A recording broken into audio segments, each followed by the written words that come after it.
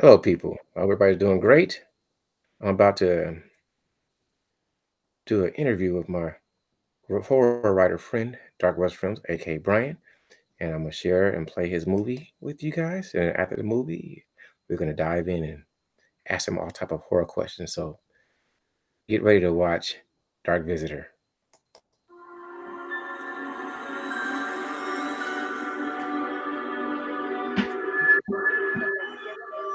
Around the corner. Our Money Watch team has turned this week's Cutting Corners segment into cutting calories. On average, listen to this. We will consume anywhere from 3,000 to 5,000 calories. Hi, baby. Hey, baby. Off work. Want me to grab you something on the way home? Yeah, can you get me a number 3 combo from Burger Town? Ah, Beth, you know I hate going in that neighborhood. But the food is so good, John. I promise I'll take care of you tonight. Okay, Burger Town it is. Love you. Yeah, you're going to show me exactly how much, too. Certainly no secret that people tend to overeat on Thanksgiving. I know I'm kind of guilty of it myself. And let's face it, it's hard not to. As you said, the turkey, the mashed potatoes, the dressing, it goes on and on and on and on. And with all of that, of course, comes the dreaded calories. And to put it into perspective for you, on an average day, you probably eat about 2,000 calories. That's for the whole day. But on Thanksgiving, just in one meal, your Thanksgiving meal, you're probably looking at 3,000 to 4,000. High calorie, high sugar Thanksgiving feast. Okay, so we've got some people out here who are working out early to demonstrate some of the stuff you can expect in this Turkey Buster workout. What have you guys doing? The joint right here, we're mixing it in with some walking lunges, some air crawls, and some long jumps. So it's all about intensity. We're using movements that use a lot of movement and a lot of muscles.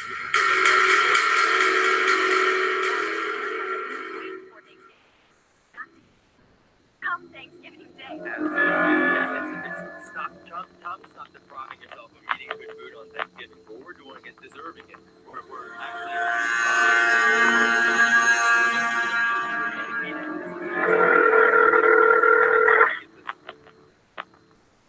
Your call has been forwarded to an automatic voice message system. Decision, I'm not going to deprive myself. I'm not going to worry about cashing calories. Eat what I want.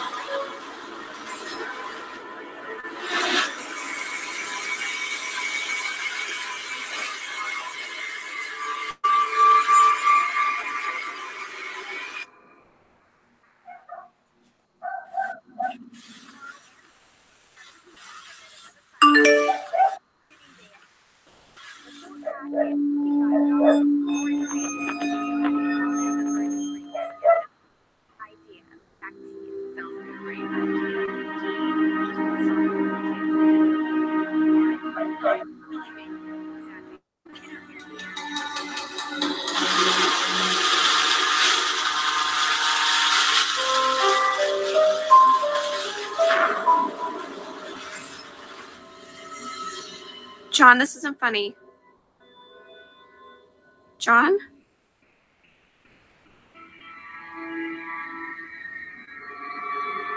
Fuck. John, say something.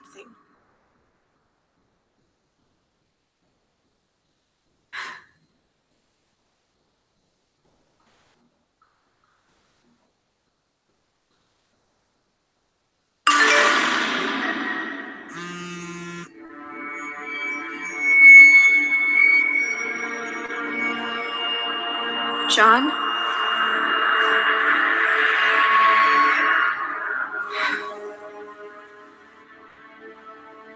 John, you better have some flowers or a Louis Vuitton bag in there or something. Because this is getting old. God.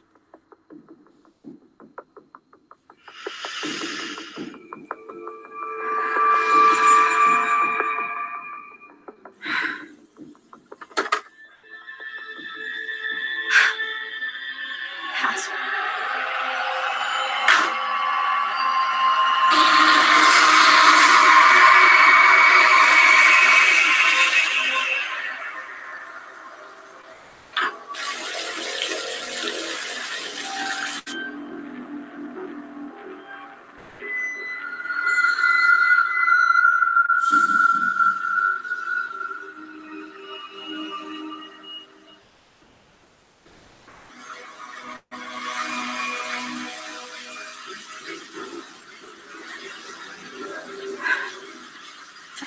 are you up to, John?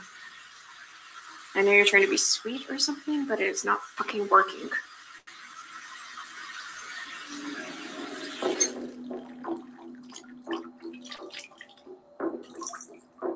What the fuck?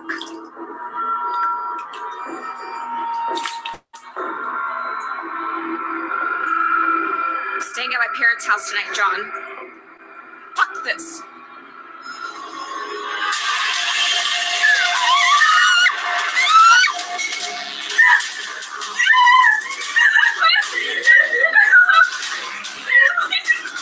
What do you want from me? I'll be whatever you want this place to be.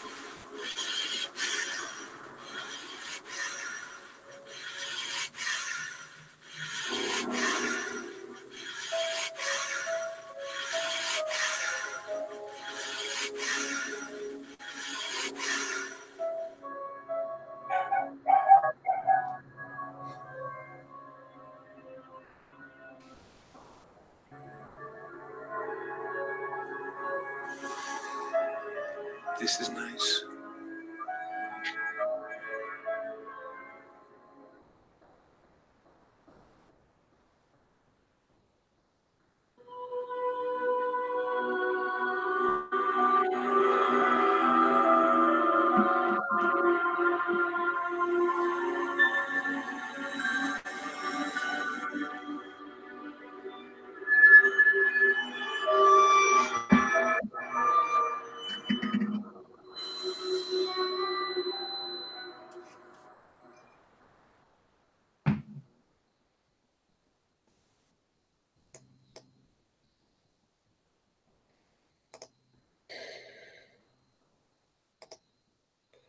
All right, brother.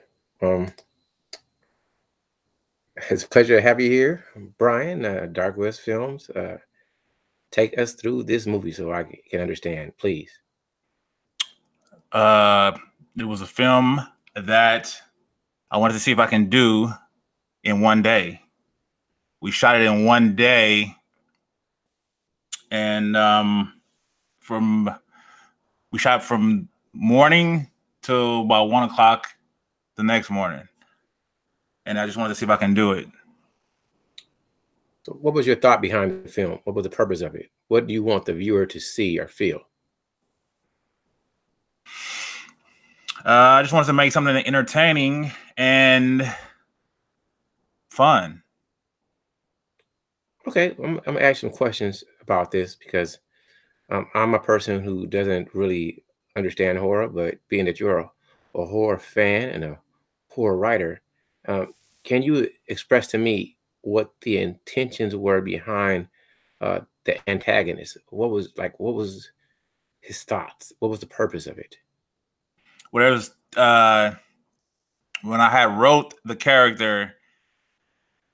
That's the second version of the Dark Visitor. The first version was a preacher who found women on Instagram or somehow knew where they lived. You know, showing a booty, showing a breast, and it was a dark preacher. And he would he dressed like a preacher. It was like this one image. It was amazing, right? But anyway, the preacher came and got the girl, and you know how Beth was in the bathroom.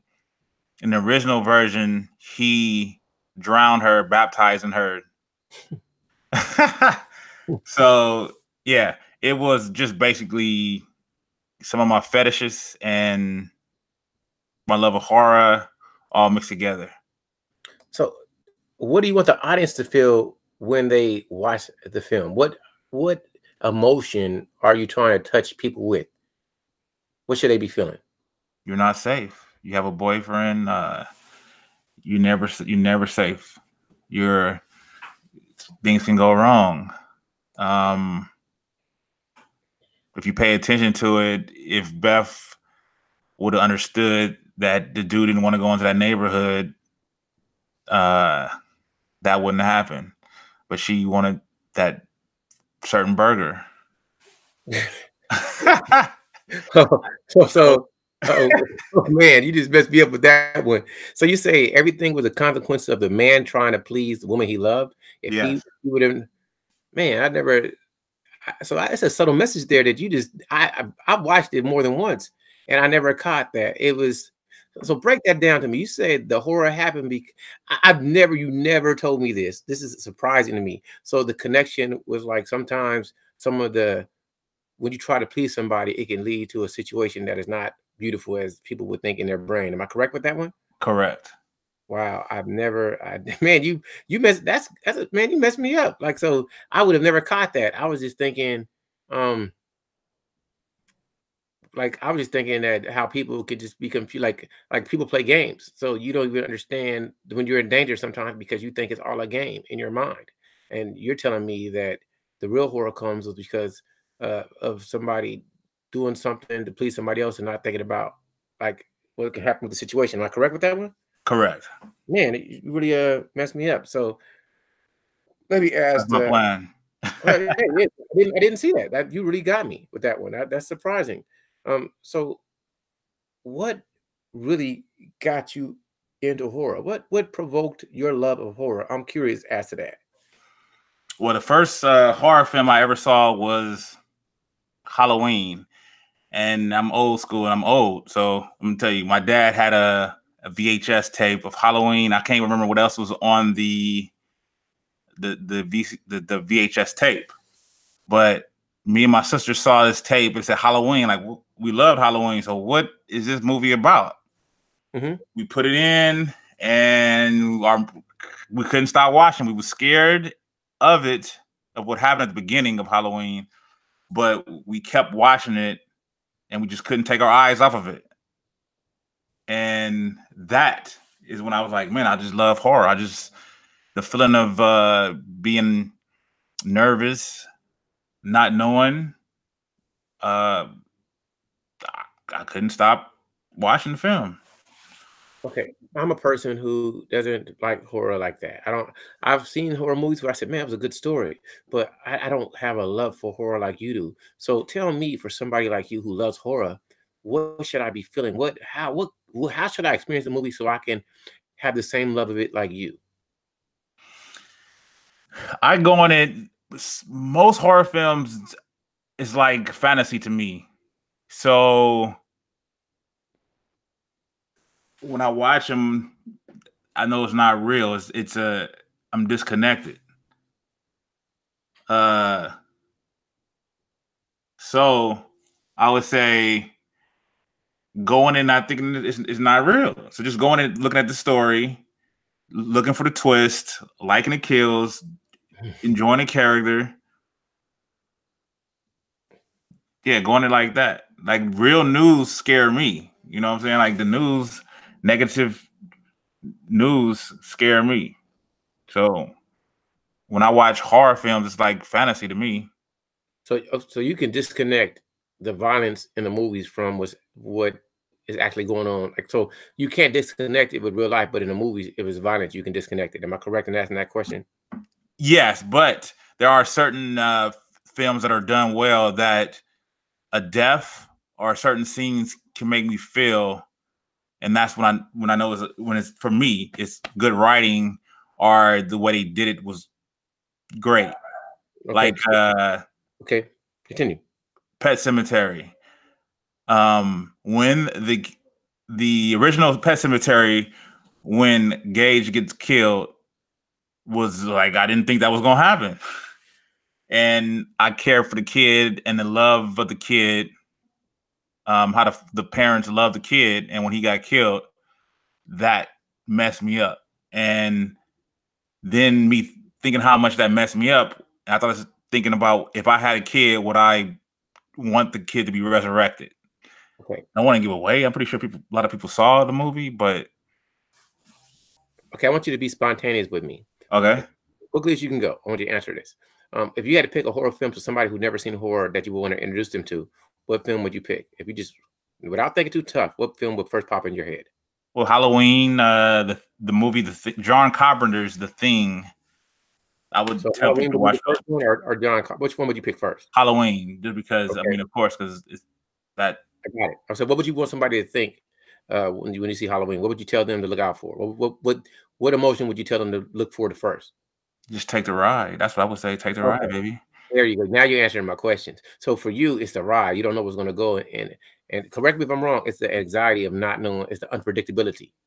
Yeah, and it's something I can say, but to today's standards, it may not be as scary when I first watched it. So I understand, but I just want you to stay in the moment of right now. yeah, So I can ask you this, and hopefully this makes sense. So what you like most from horror is the unpredictability, the uncertainty. So you like the risk of it. yeah, I like the risk of it, the unpredictability, and the plot twist. When I love when a film goes somewhere I didn't see that it was gonna go there. And it's getting hard as a writer because I know that when I write, and so when I watch a lot of horror films, I'm trying to predict it, and I hate that I do that. So I try to go in not thinking about, okay, I think this is gonna happen, this is gonna happen, and when the writer or the director proves me wrong, and it goes somewhere and I didn't expect it, those are the ones that stick out. Now, for me, now at a older age. So okay, the primary emotion you get when you watch horror films is one of excitement. It's more about I don't know what's going to happen. So how do you separate your fear or your fear of, even though you told me it's a fantasy, how do you separate your fear from creeping in to when you watch a horror movie? So like when I watch it, it's more like repulsion, or who would want to be in that situation. So from what you're telling me, you've helped me to look at it. Okay, to see it like a fantasy movie. I'm gonna work on that. But for me, for I guess the average person, how would you tell them to separate the fear of the unknown from creeping into their enjoyment of the movie? I don't know. I'll just say let it be. Right. Do you find it easier uh, to watch a movie and let it be than you do in real life? Yeah, I kind of let a movie be. Movies, like I said, movies are fantasy to me. Reality is a little bit different. The horror in reality is, I mean, because it's real. Mhm. I get sad about kids getting killed and people getting killed because that's why I don't watch the news, because it's real, right? And when I watch horror films, it's just the actor.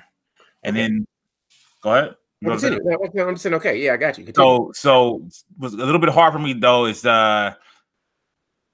based on a true story. So if someone, like if a kid gets killed in a movie and it's based on a true events, those are a little bit hard for me to watch because I know that Wow. it's real. It was real.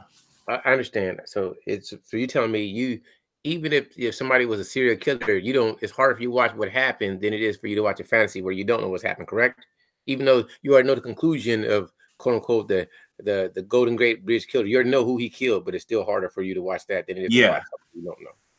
Okay, so I'm gonna just dive into some questions based on horror that I really want to get deep, but I want to get these the basic questions out of the way before I get into the psychology of the thought behind it. All right, so who introduced you to horror in general? Because you told me that you founded a tape, but did your parents or somebody outside of that situation introduce you to horror? My pops introduced me to Jaws, and one time he was cutting my hair and he was telling me about this one film, and as he was telling me about the film, I got sick. Right? He went into great detail to tell me about this film he watched one night, and the next morning as he was cutting my hair. So as he's telling me about the film, I'm getting lightheaded, and then I get sick. And the movie was The Thing. So when he described The Thing to me, I got sick. But I was like, man, I gotta see this movie. The way he described it, I got sick, but I wanted to see the movie. Mhm. So with my dad is the one who made me face horror, you know, who made me love horror like that. Okay, I'm gonna dive in on this one. I like when I look at the thing, I really don't see it as horror. I see it more as science fiction with a horror slant. So it's much easier for me to watch because it's like, damn, who's the alien? In my brain, I'm like, damn, is this really an alien? So I never get grossed out or look at it like I would look at it like horror. I don't. For me, I'm doing me so I can make you understand how I see horror, and then you can help me get to a balance where I can enjoy it like you do. So when I see any movie like Event Horizon, I can watch that because I look at they can fold hyperspace, and I really want to see how to that the dimension that they fold in. For people who haven't seen Event Horizon, is a movie where a hyperdrive goes wrong and it takes them to it, instead of just traveling through the universe quickly, it takes them into hell, but we don't know that to the end of the movie. So the Thing is by John Carpenter. Oh, hold on, let me, since I'm interviewing you, but I got people that's in the stream I want to shout out. Much love to Goblin 215, much respect. China Empire, I don't know if you're still here, but much love, sister. Nikki, my co-host, I need to get you on. You know, you're always welcome to hop on because you probably have a lot of questions. And this, like, after I interview him, if people really want to hop on, they can do that because you might have a lot of questions about horror. And Dark West Films is a writer of horror. He's a avid lover of horror films. So people who are just joining and don't know, I'm going to be just bombarding him with questions to help me understand horror, the art of writing horror movies, the art of understanding it from a viewer's perspective, the art of critiquing horror movies. I'm going to dive in. But first, I'm just asking these questions just to get a basis so that for the few people who watch or people like me who are yet avid horror lovers can get a better understanding. So we're taking it through with him. So being that you love horror films, it's a lot of death in horror films. What death in a film made you feel like, oh, I can't take this? It made you feel bad. It touched you in a different way. Movies that made me feel bad was I think the last film I felt bad was Martyrs. Martyrs and I think Suburban film. That's the name, Suburban. That's the name of the movie. Suburban film. Those were like some hardcore ones that, I mean, the violence is. I mean, you saw Martyrs. Yeah, Martyrs was tough to me. Like I've watched it. Martyrs to me, I did a review on my page. If anybody want to see it? One of the first, it probably was the first movie review I did, and it was such a great film because it takes you through the human perspective of trying to have empathy for somebody, but not really understanding the pain that they've been through. So when I saw Martyrs, it was tough, but then I understood from the perspective is that you could go through a horrible pain, but people don't believe you because they can't believe it happened. It can be so unreal that you have no empathy until you see what's going on, and then it becomes real to you. So that's why sometimes when I deal with people, I don't ever belittle or try to slap what they're going through because I haven't been through the same experience, and I think that's crazy. I want to continue, but I want to go on a segue real fast. Hey, Chuck. Yeah. Give me a second. How to use the restroom.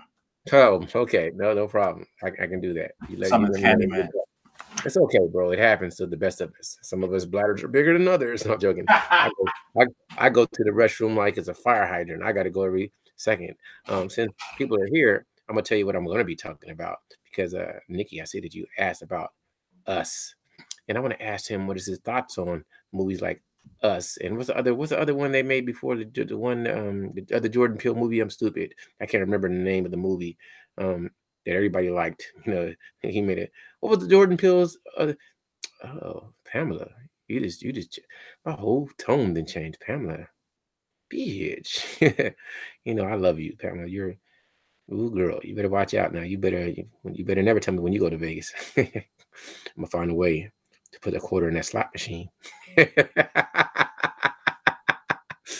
I'm gonna pull that. I'm gonna try to pull it and get three of a kind.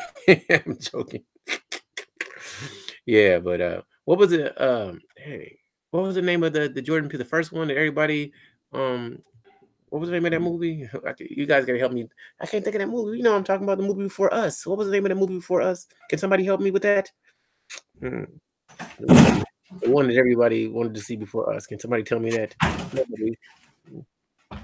Get out, get out, get out, get out, get out. That's what it was. It was get out. So, Okay, I'm back. I'll wash my hands. did you really? Thank you for sharing that. We really want to know Get Out. So, tell me your thoughts about Get Out and Us as a horror fan. Are you happy to go see either of those movies? Are you anticipating seeing Us? Because I haven't seen it, and I'm assuming you haven't seen it. What do you think? Are they really horror films? How do you view them? How do you feel about Jordan Peele as a writer? Tell me your thoughts. Dive in, man. I think he's good. I think when I watch his films, I think that he comes from Twilight Zone. And for me, as a kid, loving Twilight Zone, I love the twist of it. I love it, the not knowing. And then most Twilight Zone had a twist that you didn't see coming, like To Serve Men. Let me interrupt you. It sounds like you didn't wash. From the way you talk, it sounds like you didn't wash your hands. Did you really wash your hands? Yes. I don't believe you, but continue. Let me touch all on your mic and everywhere in the house. So every time you touch it, you touch my penis. Yeah. Pervert. Okay, continue. Continue. We didn't need that extra dialogue. Go ahead. Continue. Like when I see Get Out and Us, and I know what happens in both of them, I see someone who wants you to think. Hold on. You saw Get Out, but you haven't seen Us, but you know what happens in Us. Am I correct? There's a reason why I know. Yeah. Okay, yeah, I know what happens in Us. I know what happens in both films. Okay. When I saw Get Out, I knew that he wants you to take the ride. He had something to say. He had a good twist. And that, to me, comes from loving the Twilight Zone movies. Mm-hmm. Movies, the Twilight Zone TV show. To Serve Men, the twist that you didn't see coming. So Twilight Zone was mostly, most of the stories were like that, where you watching it and you don't know what's going on, and then it makes you be like, "Oh my God, I didn't see that," and that was it. So when he writes in his movies, I see that. So is he actually a horror writer, or what would you call him? Like, what is he? Is he a horror? Is he really horror? Yeah, I think like I'm not dissing the dude, but because I think he's really good. For me, Get Out it's horror for certain people, right? Mm-hmm. Us is horror for certain people. So for me, I wasn't scared of both, but they were really good movies. Mm-hmm. It'd be like being scared of, I don't know. Some people might find, okay, let me see what I find scary. And it's not horror. I think it was called Revolutionary Road or something like that. And it was about, I think Leonardo DiCaprio was in it. And I can't remember the chick was in it from the Titanic. And it was about a relationship at the beginning. You know how you see someone and they're beautiful, you marry them, and then plans go different ways, different directions, right? Mm-hmm. That is scary to me. And it's not even horror. Wow.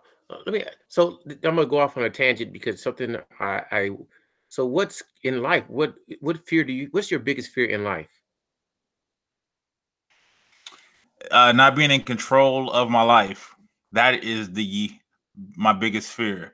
Because you got to remember, when you're young, you raised by your parents, and your parents, or if you have parents, you raised by somebody who's putting belief systems in you. Mm-hmm. And it's like Santa Claus. I really believe there was a Santa Claus. There was a big fat ass white dude dropping presents down, slam dunking presents down your chimney. And then once I got to an age where I was like, man, this don't make no fucking sense. Yeah. And I think that there's a belief system deep in people that's outrageous, but don't seem as outrageous as Santa Claus. I'm gonna turn on my camera because I want people to see my face when I'm listening to you, just for a little bit. Okay. I believe you'll understand when I do it. Okay. All right. So your biggest fear is not controlling your life, or what? Like, can you elaborate on that for me? Because I really want to know. Not controlling my life,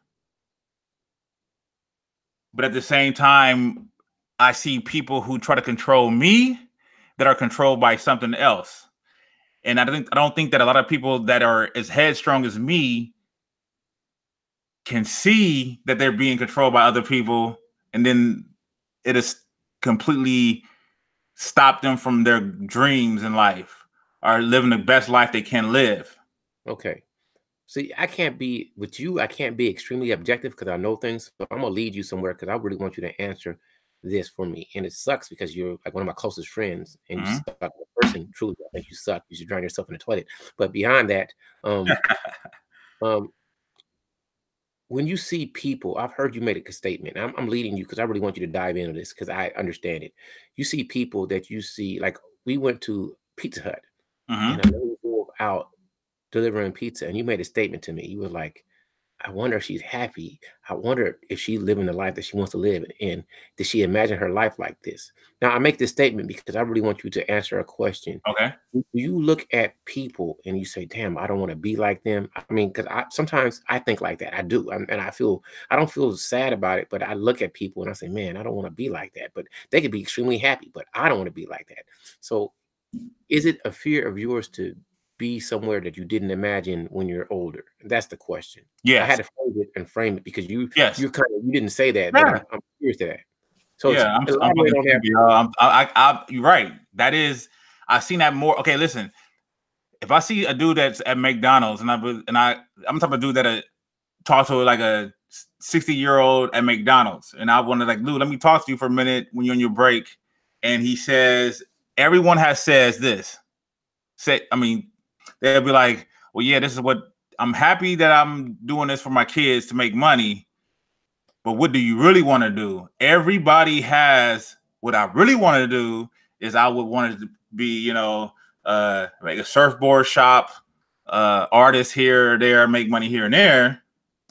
But they live in the life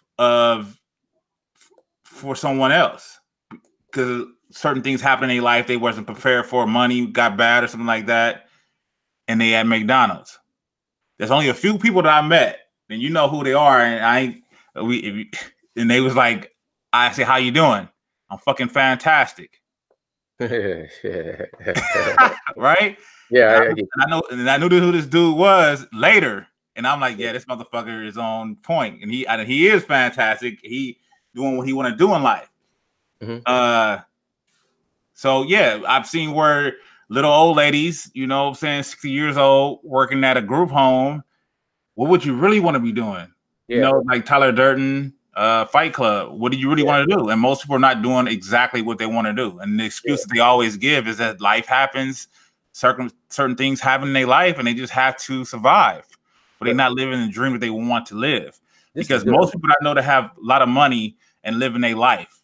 Okay. Don't want to go to sleep because they already dream. They're in their dream. The reality is their dream, and they don't want to close their eyes because they're having so much fun in reality than the dream. This is about to go all off the rails. This is about to get really, really good because I got to ask a question. Hey, Cheryl Eats, I hope you're doing fantastic. I'm talking about horror with one of my closest friends. His name is Brian, but he has a Instagram and a YouTube, Darkwestfilms. He's a writer of films, and he would one day really wants to produce horror films on a big scale. And because a lot of people do like horror, and we have us coming out by Peele, whatever, Jordan Peele, and I figure if we're gonna talk horror, let's talk to somebody who loves it, that lives it, that watches horror films like you breathe air. And I think it would be a great thing. But my co-host, I don't know if she hasn't been my co-host in a while, but she's still my co-host. Nikki asked a great question, and this is to you. The question is, how is it that you know what happens in us, but you haven't seen it yet? Does that come from your knowledge? Does that come from your knowledge of horror film in general? And I'm going to add more to it, or is there some other reason? And I think what she means by that is because you know horror. Could you just predict what's going to happen in us, or is there some other reason? Please elaborate. I can predict it. When I saw the trailer, certain things I write down. I say, okay, I think this is going to happen, and I have other horror friends that I'll be like, I guess I can pinpoint what's going to happen.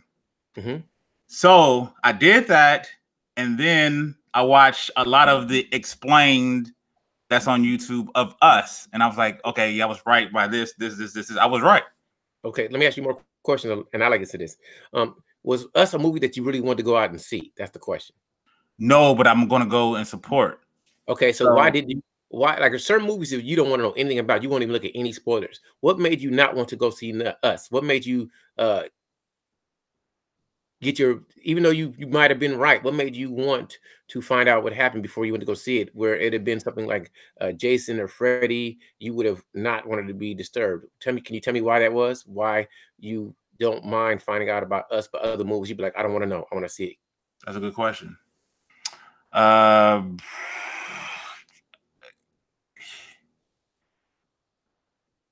I don't know. It just, okay, we can get back to that. because okay, I don't like movies in the theater. The older I got, the more I don't have that much time in life. So the older I've gotten, the more I just want to get to the movie, see the movie, and go home. But when you go to the movie, it's like an hour, right, or 45 minutes before the movie start. Yeah. So my time, as when I was in my 20s, I can waste doing that. But now I don't want to just be sitting in the theater, not getting to the point. Yeah. So from your perspective, this is for you. There are certain movies that you want to see in a theater, and there's certain movies that you like. I'll watch it on. I'll watch it streaming. Halloween, the new Halloween that came out last year, I saw in a movie theater. So what makes you want what makes you want to see certain movies in the theater and others you don't? Like, I feel the same. Like, for instance, Star Wars Episode 9 is coming out, and I don't want to really see it in theater. I would like, if somebody tells me that it's so fantastic, and the first 2 or 3 days, like, you know me, up until The Force Awakens, well, yeah, matter of fact, up until The Last Jedi, I saw every single Star Wars movie in my life that came out the first day. Since the first Star Wars, my father took me every single one, 4, 5, 6, 1, 2, 3. I seen the very first day, but then I seen 7. Okay, I wasn't so impressed, but okay, I saw it. Then I saw 8. And 8 is like I got socked in my face. And now I'm in Solo. I didn't see the theater. That was the first movie I didn't see the theater. That was Star Wars. Because I saw, what's the other one? Rogue, whatever, Rogue One. Rogue One I saw in the theater. But then Rogue One came out before The Last Jedi. I saw The Last Jedi, and I was like, I'm done. And I wanted to see Solo, but I felt like I felt like I got raped. Not to diminish anybody that's ever been raped in their life, not saying it, but I felt like, oh my God, I was violated. I came out the movie and I was discombobulated. I didn't know I thought I saw a horror movie when I saw The Last Jedi. So that's it. You know what? After I saw The Last Jedi, I said, I gotta interview you to see what's going on. So that's what happened to me. So I'm saying, hey, Sister Rice, I ain't got nothing but love for you. But so I'm going off on a tangent. I'm being a little silly right now, but it's really the truth. So now I've lost a little bit of love about going to see certain movies in a theater. So I want to ask you, as a horror dude, have you ever felt like that from a horror movie? And what makes you now be able to discern, I don't want to see that in a movie, like theater? Like, I wanted to see Broly, but I don't want to see Broly that bad. Like, I was ready to stream it. You know what I mean? And I'm scared to see Captain. Like, I like the Marvel movies, and I can't pick a Marvel movie yet that really turned me off from going to the theater. But now I'm not as excited as I was. Like, I wasn't excited to see Spider-Man in the theater. I didn't watch the Avengers Infinity War in the theater. However, certain movies, like, I kind of want to see Endgame because I saw the Avengers Infinity War and it's so good. I kind of want to see Captain Marvel, but people are talking bad about it. So I'm like, you understand what I mean? Certain movies happen in the theater, man. I want to go see it. Yeah. You know what I mean? I want to be like, sorry, ladies. I feel like a dude that want to get with a super hot woman and you just can't wait. Certain movies. Yeah. I feel like that. So I agree. I want feeling with a movie. I want to like want to run through a wall to see it, and I've lost that. It's like when a View is a View comes to Las Vegas, how much I want to run through everything to get to her. I'm joking, but that's how I feel. I want to feel like that about a movie. So I went off on a tangent just to get you to feel that passion with me and tell me how you feel about horror movies and why you don't want to see like Us, but other movies you want to see, and tell me why. Because Halloween is my Star Wars of horror. It has a lot of films that were good. Okay. Halloween has a lot of films, just like Star Wars does. Some good, some bad. But Halloween has stuck with me like as a kid. So that's like air to me. Whereas there's some people that I know that don't feel anything about Star Wars or Star Trek. So for me as a kid, as right now, Halloween is my Star Wars. Yeah. I've been disappointed a lot with a lot of Halloween films, but the latest one I think was pretty damn good. They did it right. Like I think that the Star Wars is going to do just like the new Star Wars is going to do just like Halloween did. They knew that people they know that some people weren't happy with the Last Jedi, so they're gonna have to make it up and go a different way. I think. So can I go in? This is about you. But let's go in. Like, if people don't know me, like I am not opposed to having a strong female protagonist in a movie. Like not at all. Like Sigourney Weaver, you know, physically. Alien was off the chain. I was rooting for her. Wonder Woman was Gal Gadot made me clap because I was hating on her. I was like, she's too skinny. She ain't Wonder Woman. I was like Linda Carter. Linda Carter's Wonder Woman. I saw Wonder Woman. I said, damn, I was wrong. I had to bow for her. I said, Gal Gadot, you got my seal of approval. I saw like I've listened to a lot of reviews about Mad Max, the Furiosa Road, and they was like hating on it. Then I saw it and I just had to clap. I said, man, if that is not the best action movie I've ever seen in my life, if that's not like the movie that is just like, man, they did it. You couldn't do a better movie than that. And I couldn't hate at the feminists. I couldn't, like, man, you go women. That's what I was saying after I saw those movies. Then I saw The Last Jedi, and it was like somebody just sat on my face and just expelled all type of foul stuff like in my face. Hold on, I gotta stop. Hi, Zippy.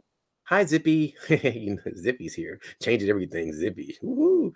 But anyway, okay, let me stop. We're talking about horror movies. Us came out.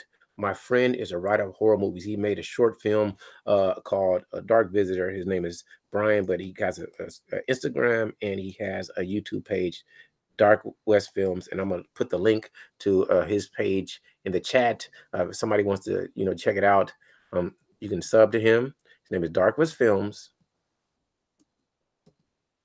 and I'm putting it in the chat. And we're just talking about horror movies, his love of horror and his love of movies, and we went off on a tangent because I was curious to how come some movies come out like Us and you're not in a big West, not in a big rush to go see it. I said Big West, but we're not in a big rush to go see certain movies, but other movies, like he said, I would not miss Halloween. When Halloween came out, he said Halloween is like his Star Wars.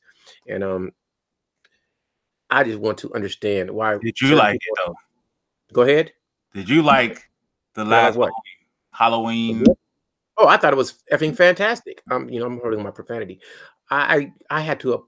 I don't like horror at all, and I had to clap when I watched Halloween as a person who loves movies. I said, man, they did this excellent. It was just fabulous. It sucked me in. I understood the art, and I understood Jason. Michael Myers. Okay, Michael Myers, Jason. I was messed me up. I'm not a horror guy, but Michael Myers. I understood the art of it. I understood whoever made the movie understood the character, and I don't know the characters like that. But for me, he made the art of he made killing art. He made, like, I looked at Halloween like, this dude is a perfectionist. He's an artist, and only a few will get it. So every time he has a victim, he wants his victims to feel the horror. He wants them to feel scared, and he wants to make it theatrical. So he just can't do it normal. You have to panic, and you got to see death is coming, and you can't escape this, and see how perfect I'm going to get you. No matter what you do, I'm going to get you. So, and he makes it funny. So you got to, even the person who's the victim is laughing at the death that he's going to bring to them. It's like, damn, I can't escape. This dude is good. Dude, this dude is strong. Damn.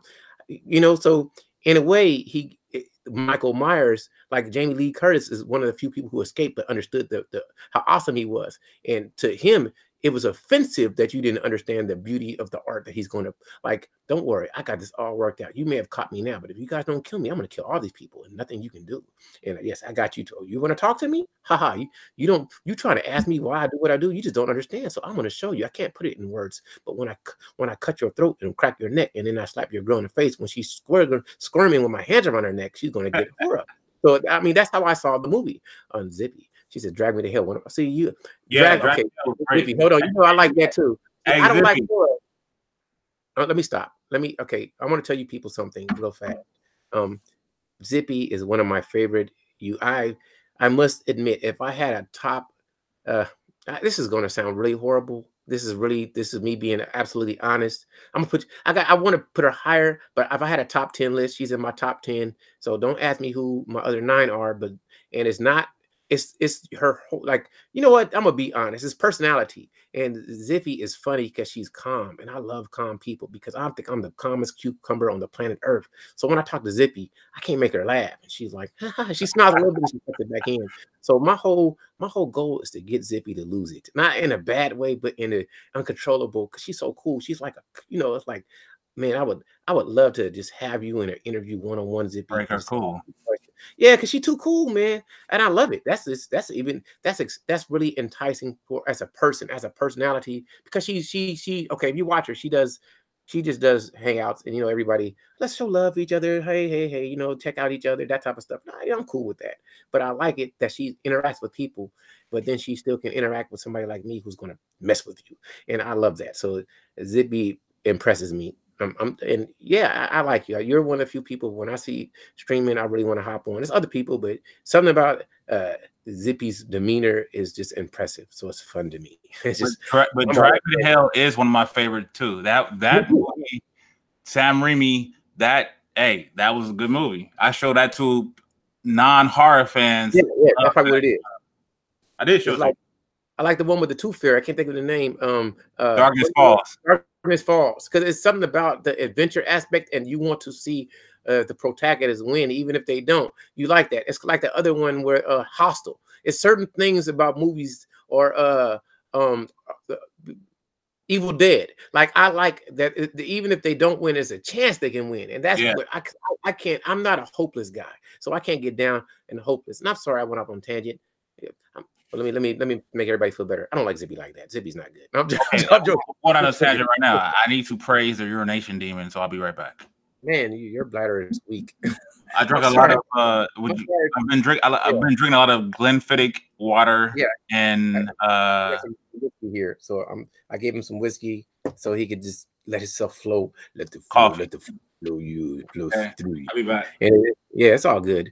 Praise the urination demon. Yeah, I get a lot of. We went off on a tangent. I didn't mean to go off on a tangent, but it's just talking about movies, and I wanted people to see my passion when I was talking about it with you. So I've turned into not the best interviewer at this time, but what I'm going to do is I'm going to turn my camera off, and I'm going to let people just not look at my stupidity, my stupidness, my mouthness, and we can get back into it. And yeah, you know what? I'm going to go off on a tangent just for a little bit since he's praying to the fluid gods. I love movies, but as I've gotten older, my time is limited. Even now, it's hard for me to sit and if I'm not interactive, like I like YouTube because I can interact and I can talk to people. But for me, just to like watch a movie, watch a TV show, I can play a video game easier than I can just observe somebody. Like, so for me to learn from people, I need to be able to ask them questions. Like if I just got to sit in a class, if I can't, like, okay, I listen to a lot of podcasts, and when I pay the on Pocket Cast, I can make it go as fast as possible, 3.0, because the way my brain absorbs information, I absorb information extremely quick. I can read extremely fast, but I get upset with YouTube because I can only go at 2x speed. And if I can make it go faster, then I watch a lot more videos. So it's like, I'm much more likely, I like lives. I do like videos, but if I can interact, then I'm really not there. So that's why I think so many people do lives, because lives are interaction. You can talk to people and you can sit back and forth. But me, I don't go to everybody's live because I don't want to get into the drama. I don't really care for the drama. I don't care to talk about people. I'm not trying to put nobody down. I'm trying to love people, like really love people as humans. And I want to see how you feel about life and where you're coming from. So if you're looking for somebody to put you down, then I'm not the right person for you, because I don't have any negative thoughts about people. I look at people like you're winners, and I love you as human beings. So motherfuckers. See, there you go again. You and your potty mouth. Luckily, you can say what you want, but it's not me. Well, let me turn my camera off, and I'm gonna take me. Nobody wants to see me. I'm not, not like nobody cares to look at Chuck. Nobody's like, I want to see Chuck, and I'm gonna make sure that I don't. Hey, trust me. Hey, bring your ass back, dude. People love Chuck. Chuck is awesome. Thank you. I appreciate that. You're one of my favorite motherfuckers in the world. So Yes, you know what? Let me get into this real fast. But I've been reading YouTube policies, and you can't use profanity. And I've read also about spamming, but it says that you can't. What is it? I could look it up and tell you back. But it said that you can't um promote like constantly. So you can like see that's the ambiguity of the community guidelines are so not specific that like I can say, hey, check out Darkwestfilms. So if I say that, that's promotion, but technically I didn't do it in a spamming way repetitively. So if I say that Charles is great, isn't that promotion? If I say, hey, look at this picture, isn't that promotion? See, so it's not concrete. So people can say, hey, I think I do great work. That's not promotion. But if I keep saying, hey, check me out, hey, check me out, hey, check me out, then that's promotion, that's spam. So I think a lot of people confuse the words and they use it like, okay, people curse all the time on YouTube. Are they going to take away all the videos that people curse in? Because like you got some of the biggest people that cursing. Or if YouTube promotes music videos, and in music videos they talk about licking me in a special place in profanity and profane language, but they're not. Or they say you can't talk sexual contents. But then you see people talk about procreation and connecting with women and men, and how do you do this on the first night? So a lot of people take these YouTube guidelines too strictly when they're really kind of they can't. I think they do it to protect themselves, but in a way they can't do it because they don't want to limit the platform. But let's get back into the horror, brother. So Hey, I have a question for you. Go ahead. What thing in your life that could have easily changed the person that you are now if you didn't have a strong mind to overcome it? Oh, it's nothing. Nothing can change who I am, period, for me in my life. Who I am as a person, nothing. Nothing can change me. Nothing. Nothing outside. Prison time or Nothing. Nothing. Nothing can change who I am. Nothing. Nothing. Because I'm set in stone. If you had if you had something, question. I have another question for you. If you had something, if you had to make a horror film from what you have seen that's terrifying, but if you were to make it into a way that it make people rise up and come out of it, that they're going to encounter, most people are going to encounter, what would it be about? Oppression, taking away freedom. That'd be the horror film. That would be it. You couldn't speak. People would like if I could make a horror film. I don't like horror, but what would be the worst film you could do? Is people I love I couldn't say. That would hurt me to the core. That's a horror film. Seeing somebody's like your daughter and they're doing like that always hurt me the most. Like or your son and somebody's violating them or like those hurt me the most. Like anytime you take somebody from somebody and you can't help them, oh my God! Like Batman, in a way, is a horror film. Think about it. Think about it. So he killed his parents, and how do you get that back? How do you get that back? My horror film will be defeating oppression, and that's why I don't say. Some people say things, but what they say to me is not true. Like for me, I'm gonna speak on a tangent just a little bit. A lot of people are overt when they need to be covert. I don't need to tell you exactly how I feel about things and speak about it. I'd rather do something. Actions speak louder than words. A lot of people are just talk to me. So I don't talk about stuff and I don't put people like if I want to do something to you, I'm not gonna tell you I'm gonna do it. I'm gonna do it. So what I would tell people is just to pay attention to what's going on and try to love people. But if you're gonna do something, if you want to make a change, don't put it all out. Just do it. Like if I was gonna do something, I don't tell everybody what I'm gonna do. I just do it. You know what I mean? What's the point of me telling you what I'm gonna do? Either I'm gonna do it or I'm not gonna do it. And that's what I'm opposed to. I'm opposed to injustice and oppression and ignorance. Now, I'm not saying people can't believe what they want to believe, but I want you to always try to learn as much as possible. And I'm not trying to hurt nobody, and I'm trying to let you be free. And I want you to love who you want to love, how you love them, as long as you ain't financially hurting somebody or physically hurting somebody. People got to defeat their own mind, and their own mind stopped them from being happy. So the ultimate horror film will find out that the only oppression that you had in your life was you. So that would be messed up. That you at the end of the film you find out that all the stuff was a conjecture in your mind, and you stopped yourself and you put yourself through pain because of your own belief system. So many people, to me, are living their own horror stories every day because they stop themselves because they say they can't. Like somebody told you that don't go over this cliff because there's demons down there. Then when you go past the cliff because you somehow got past your horror, you kind of find out all your fantasy was there and you start crying. Yeah. And you have a heart attack because your own fear, your own self stopped you from finding your best life was just right over that cliff due to your belief system. That's my ultimate horror movie. It's oppression of the mind. Yes.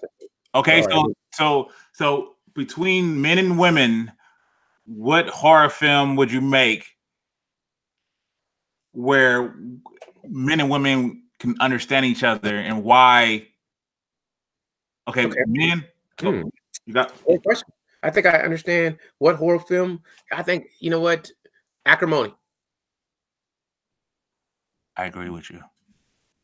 Everybody can see the movie Acrimony. There you go. If you, because it shows women's thoughts and it shows how men feel. And it's so great of a movie that you don't even catch the horror of it. It's like, dude, I love you to death and I'm willing to sacrifice everything for you, and it's still not good enough. And then when I finally become who you want and you leave me, um, and it shows also the woman's point of view, like if only you do what I tell you, I'd be happy. You know, but I could be wrong, but it's just such a great story about people not understanding each other. And I wish that a woman make an alternate version to it from her perspective, because I think it's biased towards men just a little bit, but still is an excellent movie because it shows that if people are both open, it will understand the man's perspective, because it asked the hell of a question: did he cheat on her or did he not? And if she like covers emotionally cheating and actual cheating, and then it shows how that ambiguity of not making sure that we understand where each other is coming from can destroy people. Because when she tried to kill him just because she thought he was doing something wrong, and he was like, I didn't even know she was my girlfriend. Remember that? Yeah, That's I agree with you. that's what I'm his belief. Man, you asked me, man, that was a hell of a question. And that is what I've heard from family members and female friends. If I was with someone, they said that the person that I was with thought this was going to happen, but they didn't come straight forward with me. They just had, a plan in their head without communicating with me of what they really wanted. They didn't come straight forward and say, Brian, do this is what I want, and so we can be like this. It was in their head, and then when I didn't do what they thought I was going to do, now I'm the bad guy, I'm the villain. Let's get back into the horror. Let's get back into the other horror. So, in real life, what are you scared of? I'm scared of not having control. I'm scared of not having control, man. Not living a life that I want to live. I believe that what I've been writing lately, it's not a horror film, but it's a film about life, right? What if there was no heaven? If human beings knew there was no heaven, no afterlife, would they be their true selves here? You know what I'm saying? So the fact that if I wanted to have sex with 4 midget females, and then people be like, hey, that's wrong to do, Brian. And I'll be like, oh, okay, that's wrong to do. I want to go to heaven, so I ain't gonna do that. Are most people living their lives from views of an afterlife and not doing exactly what they want to do? Now, I believe most people are not doing what they really want to do.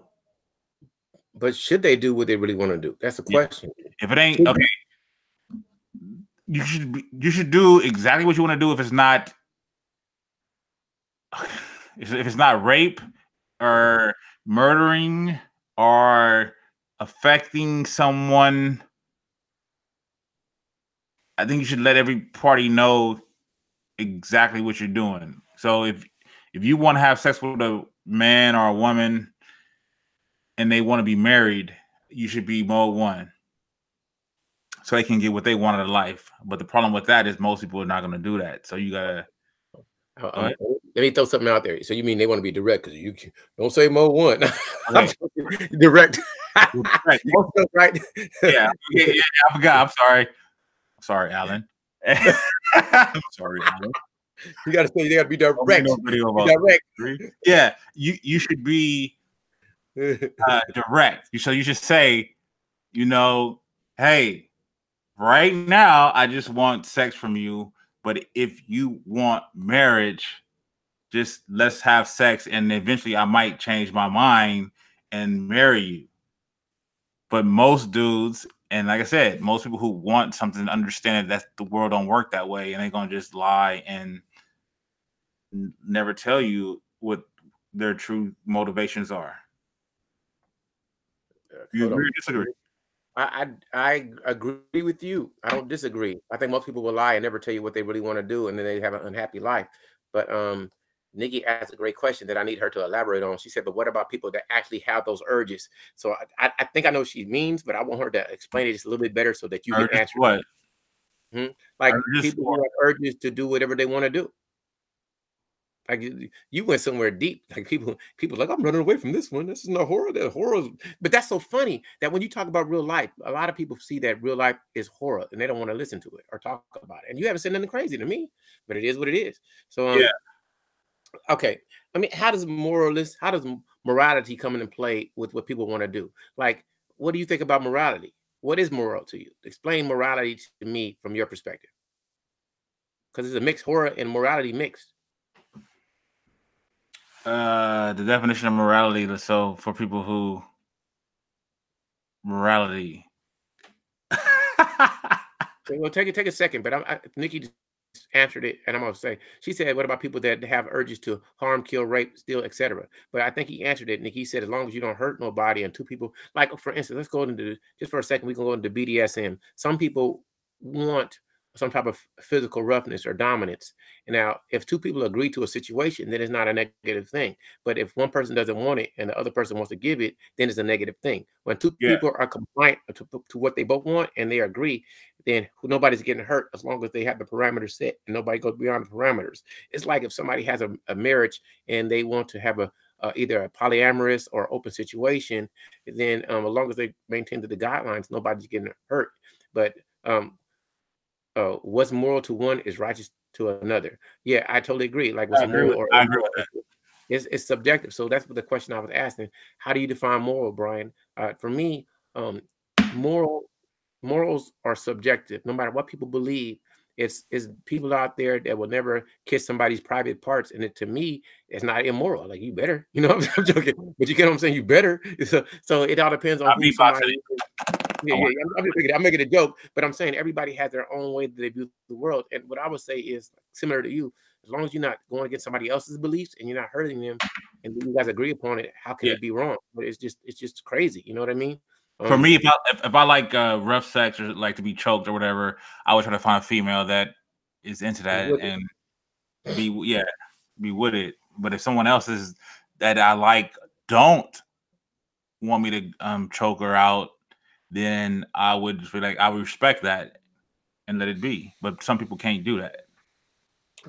Hey, Nikki, would you like to hop on and get into the conversation? Because I'll open it up for everybody because I got a tons of questions to ask them, but I'll make this a super open panel that if anybody wants to talk, you can, because you're my co-host. You're supposed to be hosting with me. You're supposed to be asking questions and doing the same. So if you let me know, hey, Brian, do you have a opposition to that? I'll drop the link in the chat. Everybody hop in. I'll let everybody hop in. I'll let everybody hop in and we can have a free fall.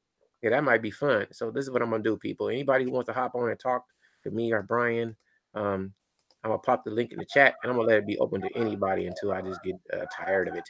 And link is in chat. If you want to hop on, just click the link and we can. If I can get it to go, it's not going. There we go. So anybody who wants to hop on and talk, it's free. You can get in and we can get it cracking. So I'm gonna ask you some questions horror related because I want to stay on the horror stuff.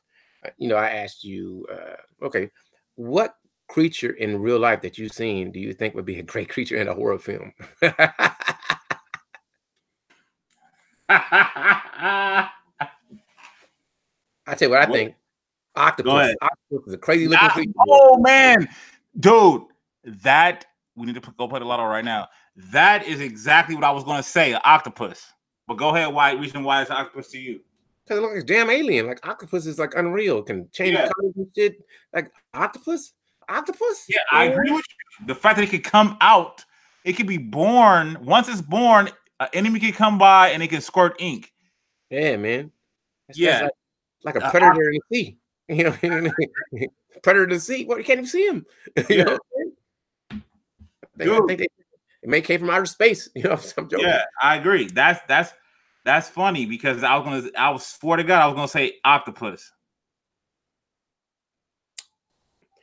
Do you like gore? If it's done right. See, gore for me, if it's done right, like I've seen films where they took the time to make something look real. See, the funny thing about gore is it neat. Sometimes I like when it looks real. It's like a funny thing. It's real and fake at the same time. There's a scene in a movie called The Original Maniac.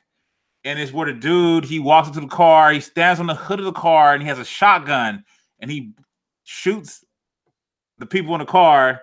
And that scene, some of it looks fake and some of it looks real, but it's the art of it I like, but I would never want to see that in real life. But for that, what it was, I enjoy. You can probably find it on YouTube. Okay. Maniac. Do you like violence? Does violence turn you on? It turns me, yes, it does. If it is, if it's, man, I don't like violence. Like, if a woman walking down the street with some groceries going home, no. But if I have a girlfriend or some girl who likes me and they want to get their ass cracked or choked out, yeah, yeah. Oh, you talking about? So you like violence and with BDSM? That's what you like. Yeah. So it's like if a girl's riding me and they slap me in the face, I'm like, what the fuck? And I didn't think that was gonna happen. Then I'm like, okay, fuck this shit. Let's go hardcore with this shit. I can do it. I understand. So you like violence in sexual situations, but you don't like real like fighting violence. You don't want to hurt anybody, correct? No. But you're not opposed to it, correct? No, I'm all about saving. I'm all about the Superman. Okay, so if you can name your top 10 horror films, can you? Is that too many? Or if you can name 5, I'm buzzing right now. 5 must-see horror films. What 5 horror films would you say people need to see? Okay, so this is all over the place, but I would say the stick out mostly to me is the first Halloween, Evil Dead 2, the first Friday the 13th, the first one, Martyrs, and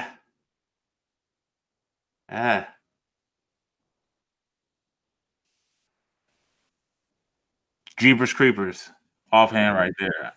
Jeepers Creepers, the first Jeepers Creepers, I really enjoyed. I saw that one by myself, and people got mad. Can you elaborate why you picked those movies? Can you expand on why you picked those movies? Most of it for me is was it nostalgia? Did I say that right? Nostalgic. Yeah. Nostalgic. And what made me who I am right now? Jeepers Creepers, creature film that was done really, really good. Creature film. Great question. I'm talking in my head because I got a question for you. Okay, go ahead. Continue. You want to continue, or you want me to go ahead? So when it comes to an antagonist, is it better to have a monster or a human? See, that's a good question because for me, I've seen where monsters are humans, and like Del Toro is the monster is actually the right one. Yeah, the right one. So, for me, it doesn't matter. There was someone who I can't remember who it was that was like, Brian, why do you like? It seems like you like the monsters more than the actual people. Why is that? And I'm in touch with like people have made me feel like a monster. People have made me feel like a god. People have made me feel like a regular human. People make me feel all certain ways, but most people that are in society make me feel like a monster more than a human. So at a young age, I love monsters. Okay, so let me ask you, that's a hell of a question. I didn't know that. What makes you feel like a monster? What makes you feel like you were so different than everybody else, other than being humongously big and tall? Okay, that's the thing. You got to remember, I was raised in the 80s. In the 80s, consciousness of you know, I was taller than everybody. So, hey, when I took pictures, you got to stand in the back. Back in the day, I guess tall wasn't in school. People used to make fun of me because I was taller than everybody, like a grown man. So sitting, my tallness was more uncomfortable. So say if I get on a ride or something, like, you tall, you got to get in the back of the ride. My legs is a certain way. So most people made me feel like a fucking Frankenstein monster. So in your life, to this day, but yeah. So in now, your life, I'm asking you a question. This because people know how tall you are. I'll tell them later. But how many people in your life have you met that is taller than you? shit, probably like 4 or 5, but that I've met. Like I've seen. I wouldn't say even met. I was just like I seen that was the exact height, or they looked like they was from a distance. So I was at a fair one time, and this dude was he seemed like he was just as tall as me, but he was just skinnier than me. And then when we got close, this dude is, you know, eye level with me. But so how old are you? me, Mhm. 45. So in your life, in 45 years of living, you haven't met 5 people that were as tall as you or taller? No. That's crazy, man. And how tall are you? Like, I don't know, but I want you to say. 6'7". Man, and to me, like, you watch basketball, that don't seem like that tall, but 6'7" is tall as shit. You're not gonna be too many 6'7" people in your life when you think about it. Because Well, I've met yeah, you. I don't think that's I've met the anybody thing in is real that, life that I know taller than you. well, yeah, that's true. But most people, like, I have friends, and maybe you, it's like you could tell when I walk into some place that people be like, God damn, you know what I'm saying? Yeah, Like they staring for me, I'm me. So it doesn't mean to me, I think I'm regular until I go out into the world, and then yeah. people like stare at me, or you know. Let me, you know what's so funny? Because like you know my closest, some of my closest friends, Jamal, Tremaine, and you, way taller than me. So I'd be like, man, I'm short, but I get around normal people, I'll be like, damn, I'm tall. And it's funny to me because I always think that, damn, I'm short. You know, being 5'3", like I am, I'm thinking I'm really short, but then everybody else is 5'1". I'm all right. I'm joking. I'm joking. But that's one thing I've noticed that, man, you guys are exceptional. Like having friends is 6'5", 6'6", and 6'7", and being around you my whole life, it made me always feel like, damn, I'm a short dude. Then I get around regular people and I say, damn, I'm taller than, like, anybody who's 6 foot or more is tall. But if everybody else, like, you get what I'm saying, but if all your friends are tall, you think you short, you know. So it's really crazy. What's that? Gulliver's Travel. Yeah, yeah, My yeah, dad told me that a long time ago as a kid, and I I I outgrew my dad, right? But yeah, my son is not taller than me, and that's the funny thing, right? yeah, I outgrew my pops in my 20s, but my son is in his 20s now, mhm, and he hasn't outgrown me. He's not yeah, taller than me. yeah. That's crazy. But he Talking ain't short at better. all. He's really tall. How tall is your son? 6'5", 6'4", He gotta 6'5"? be, yeah, he's 6'4", 6'5", but he is not. He looks better than me, but he ain't as tall as him. I understand that. I understand that. So, man, this has been pretty great, man. Um, hold on 1 second, man. I got so many things to ask you. So, You know, the I funny mean, thing about being tall too, go ahead, tell me. that people give me a hard time with is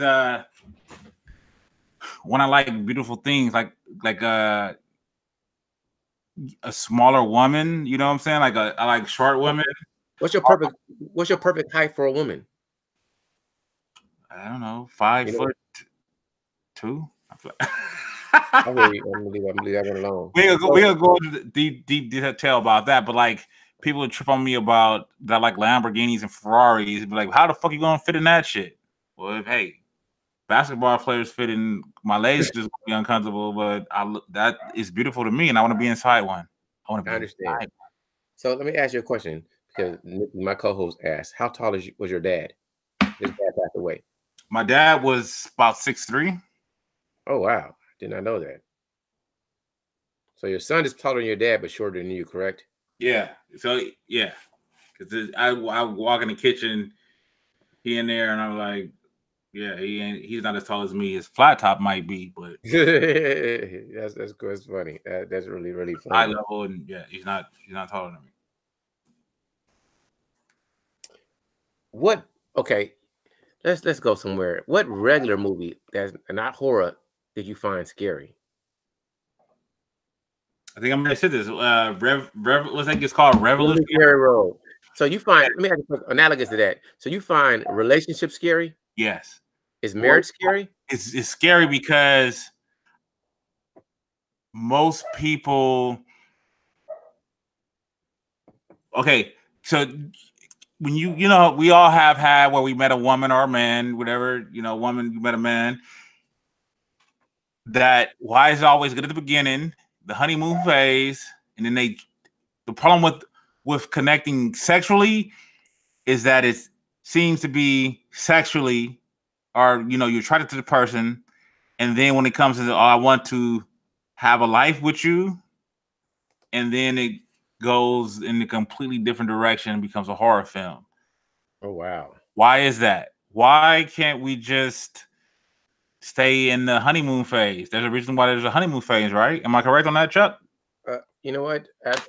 I think I'm biased, so I think men can. You got to ask women because from what I hear, it's always women say, "Where is this going? Where is this relationship headed?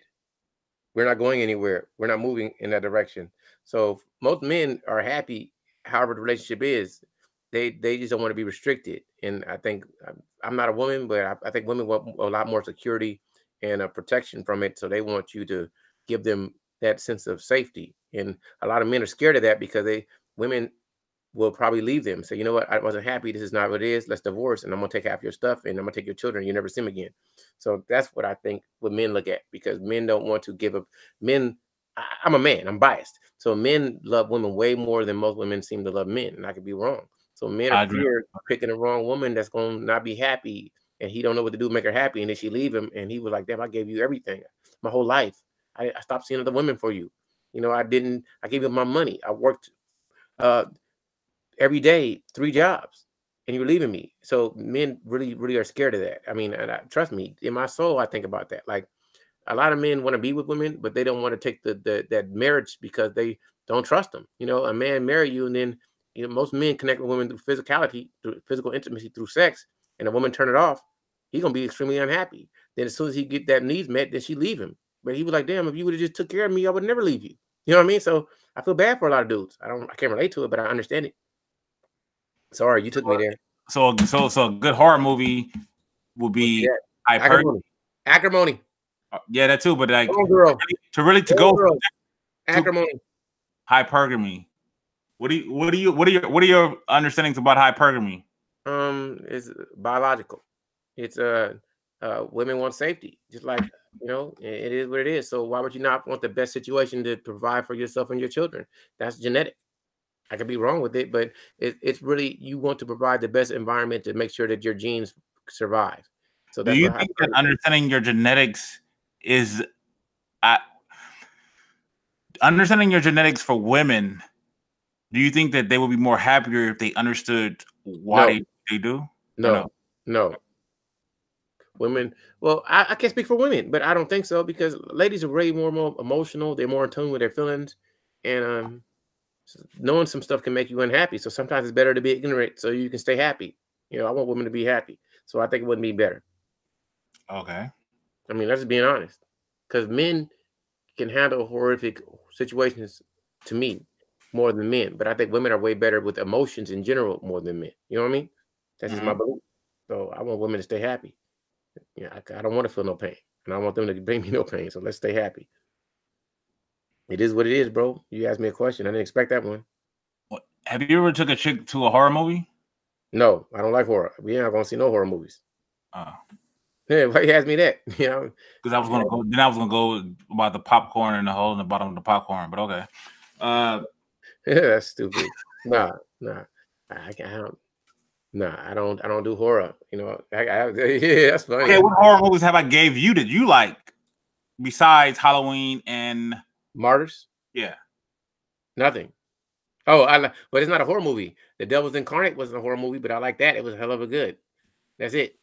other horror movies I don't care about. I don't even care to watch. Like you gotta. I like to Let the Right One In, but that wasn't really a horror to me. Let the Right One Yeah, In.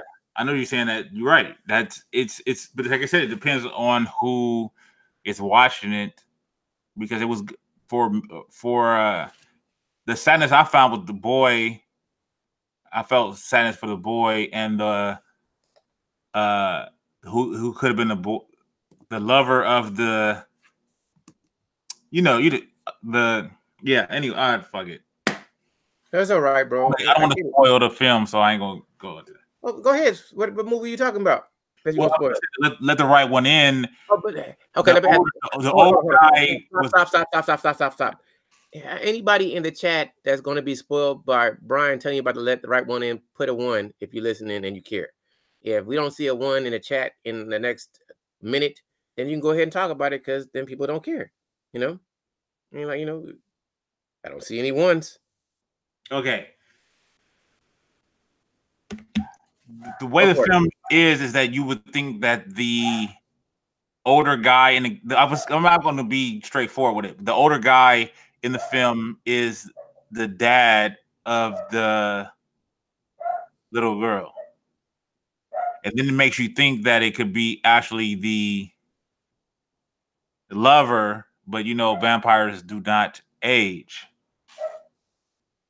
Okay, that's it. Okay, so Let the Right One is a vampire movie that you've never seen before about a little kid vampire that's probably lived for eons.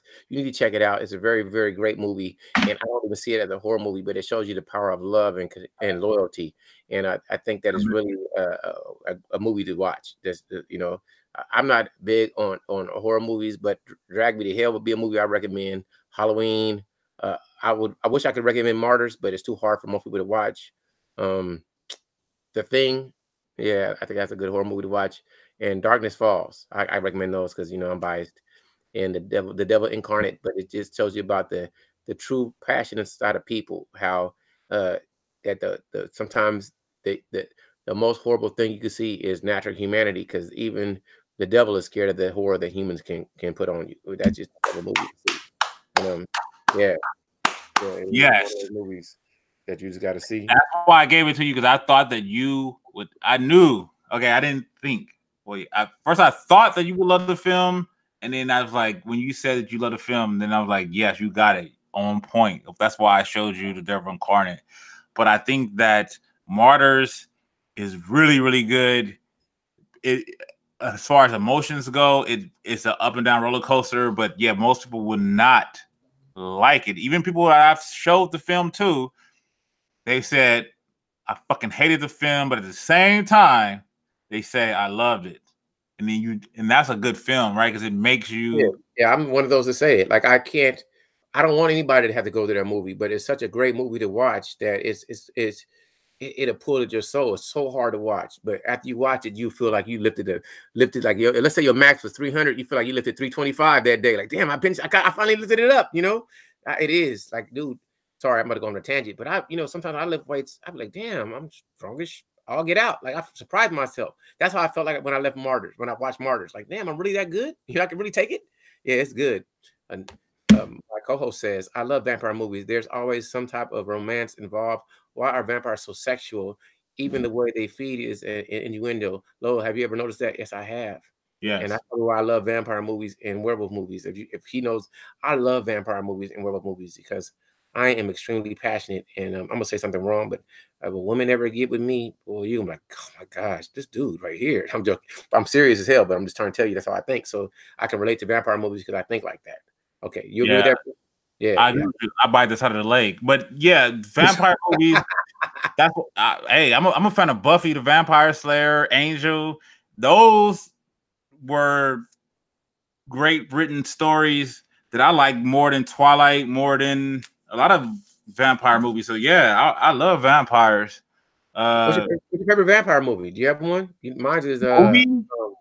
mine is Finger Looking Good. Yeah, Dark Near Dark. Near Dark is my favorite. Say yeah, Near Dark was good, but as far as a TV show and with the mixed vampire with Buffy plot and Angel. twist, with being romantic, being with vulnerability, with all the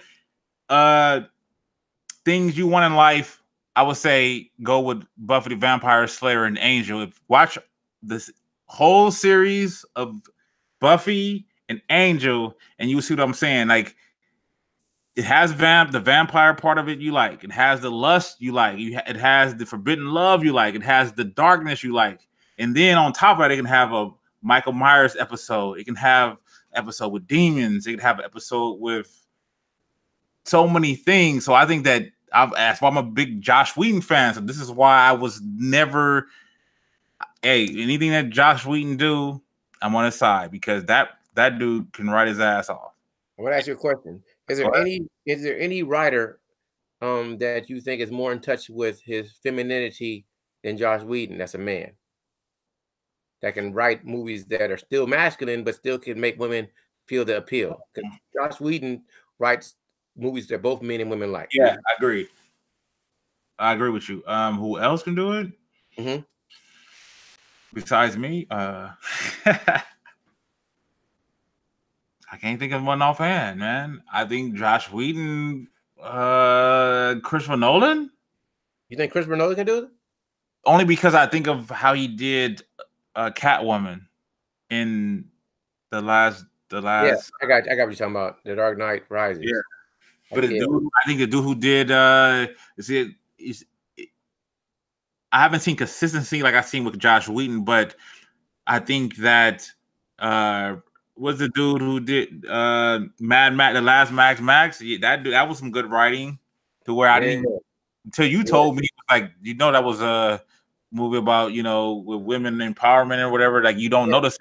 Or Hannah. Awesome movie. I love Hannah. Yeah, Hannah was so great. Like, man, I gotta give Josh Whedon. Josh Whedon handles feminism and feminist perspectives better than anyone. Where you got to respect it. Like, that's why I'm not an opponent of it. Like if you do it like Josh Whedon do it, like, I'm with it. I'm just not into the belittling of any gender. I'm not going to put down women or men because I love women and you should respect men the same way. So I think that whenever you write something to belittle a gender, I'm opposed to it. That's just my belief. And that's why you hated the last what? I hated it because I don't mind having a strong female protagonist, but you shouldn't make the men seem incompetent or weak. Like Wonder Woman. Wonder Woman was the strongest, best character in Wonder Woman, but all of her soldiers, they knew she was stronger, but they all supported her. And how could you not respect that? Because she didn't. Nobody tried to like every time they tried to say, well, you're a woman, she pushed them out the way, and they were like, "Damn, you a hell of a woman. My bad." You know what I mean? Yeah.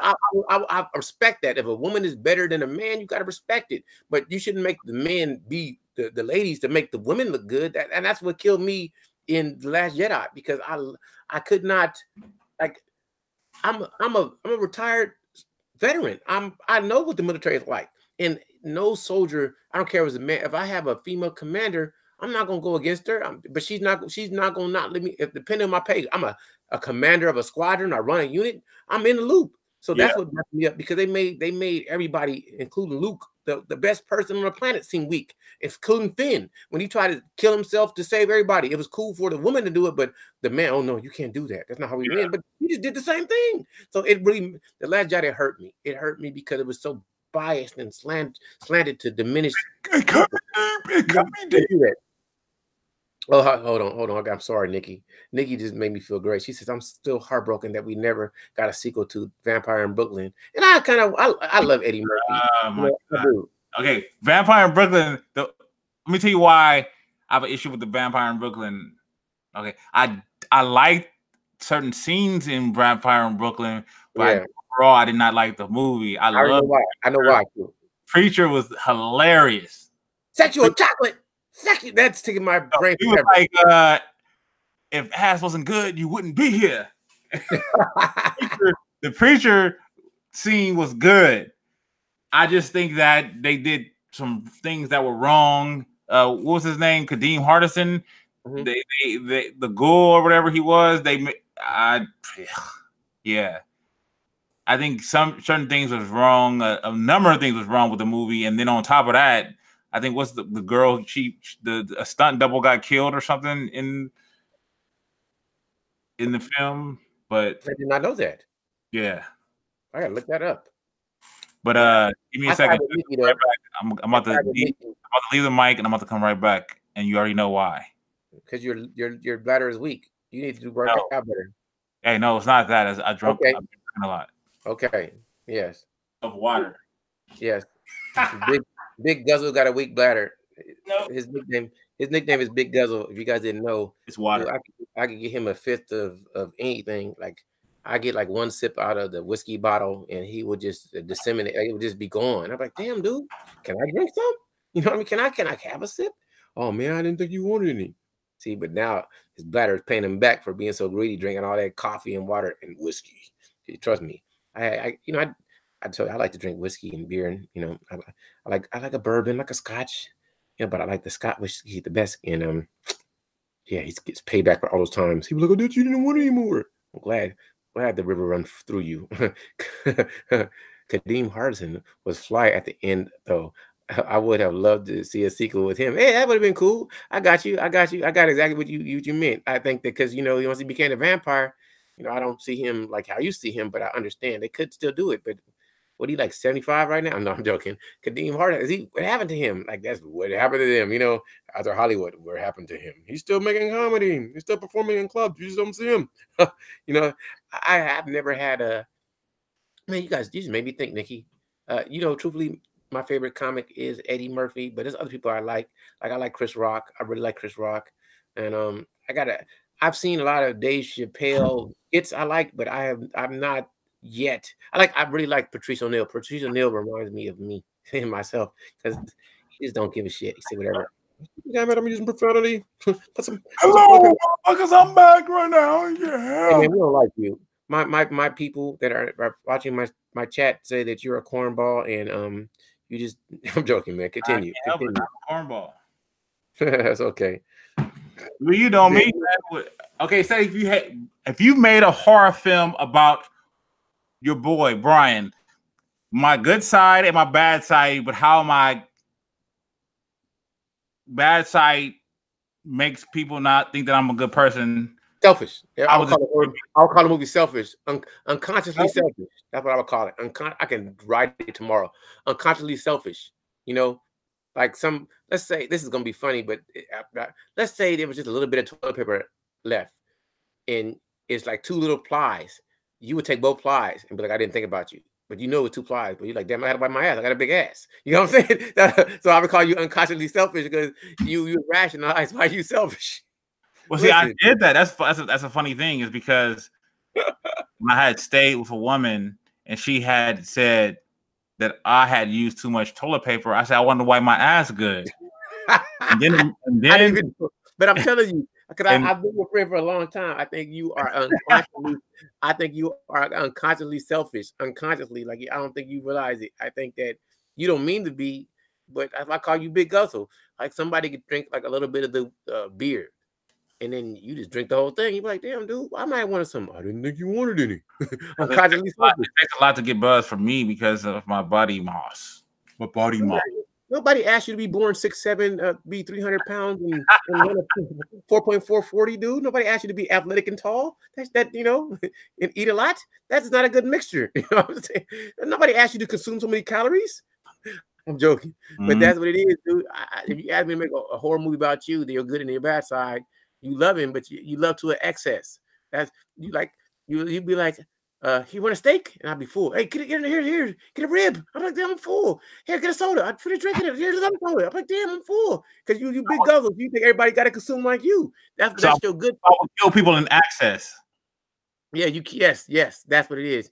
You unconsciously selfish, but you over giving. So you like, dude, you want to eat my pizza? It's the best pizza on planet Earth. Eat my pizza. But eat more slices. Damn it, I just gained 20 pounds. Damn it, you don't love me. You left a slice. I'm like, damn it, dude, I'm full. God damn it, you didn't burp. Damn, I just burped a second ago. You didn't burp loud enough. Damn, burp more. That's your problem. You excessive both ways. There's no middle for you. There's no middle. The girl be like, I had 5 orgasms. You need to have 6. Yeah, that's your problem. That's your problem. She be like, I'm sleepy. You be like, damn it, you don't love me. She be like, just give me 10 minutes. She be like, no.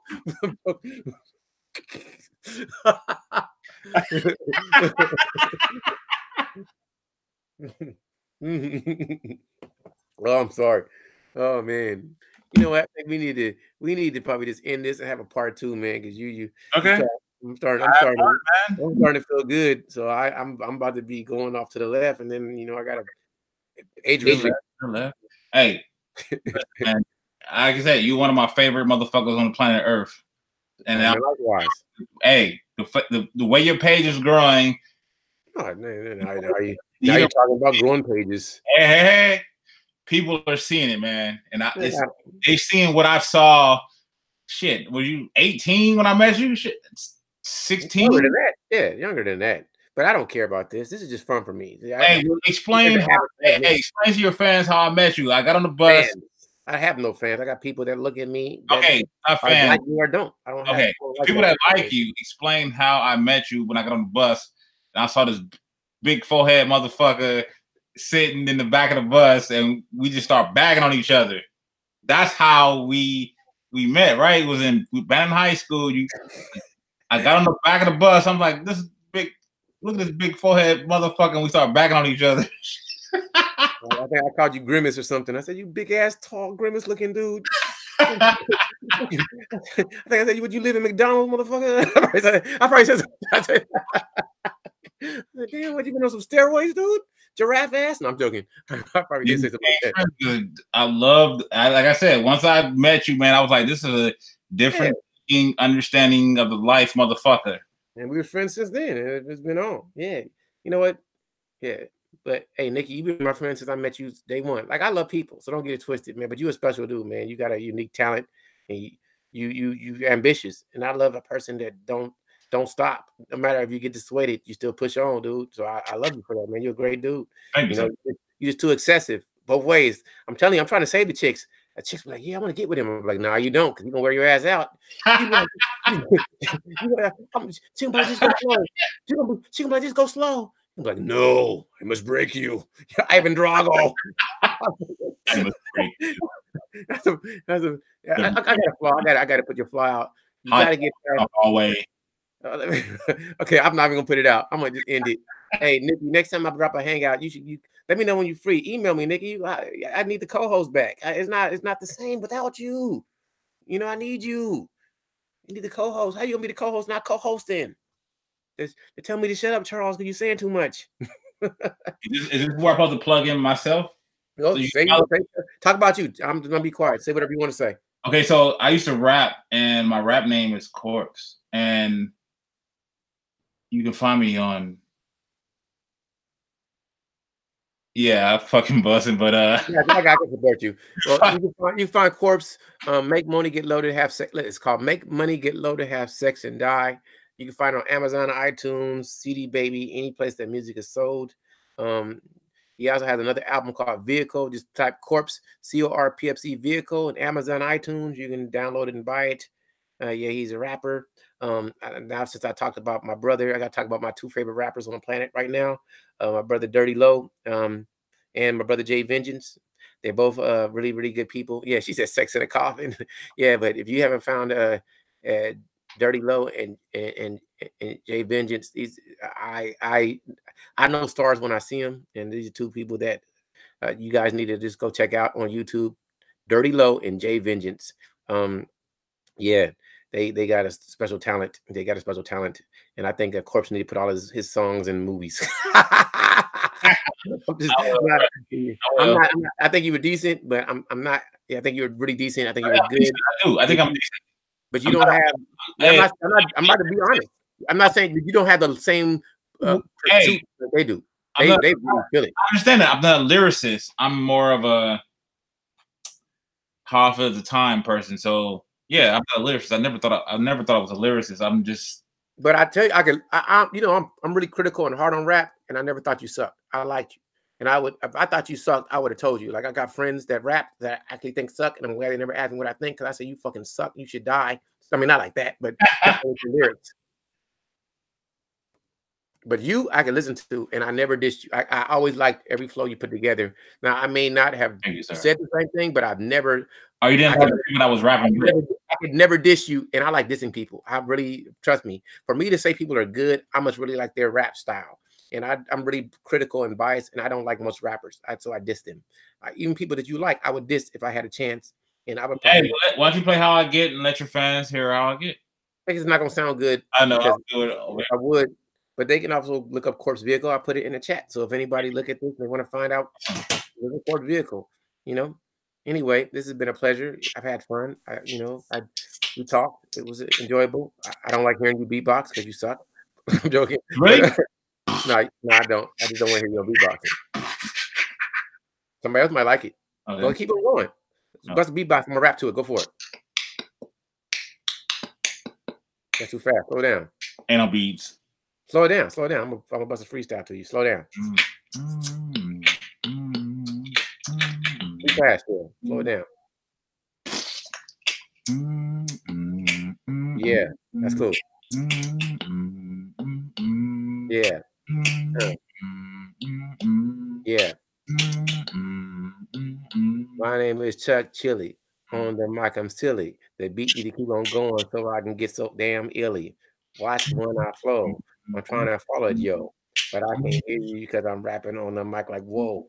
I'm the best at this. You better watch Charles Cudrico and spit the gift. I can follow the riff and I rip it apart. And I like to go after every single girl's heart. Watch what I do. I can sue. I'm the dude that come through and I shine when I'm with the crew. This is what I do every day. On the mic, I don't play. I can hear the beat, but I'm so fluent anyway. I'm gonna stop now. Thank you for coming to my video channel show. Charles is gonna flow, yo. Girls, I love you. And of course, vehicle, pop some quick. And I'm gonna stop this because I'm done with this and I'm done. Oh, she said I typed Quartz Vehicle into YouTube and some disturbing things popped up. So type up. I got one. Type this is a song you guys ain't gonna like, but it's I like it. Corpse. How many NUTTZ? This is some West Coast stuff that you should never listen to. I like the beat a lot, but I'm gonna be quiet. Just listen to the song and give it a thumbs down. Somebody got it. All right, people. I'm gonna end this now because you. All right. Thanks for listening to me. I know I retarded. It's okay. Yeah, I know that. I've noticed you were special since day one, but I've been trying to help you. From underground. All right. And after tomorrow, I'm gonna put this on private. No, I'm joking. All right, bye. Everybody, thank you for checking out my man. We didn't talk about horror as much as we should, but we'll have a part 2. All right, take care.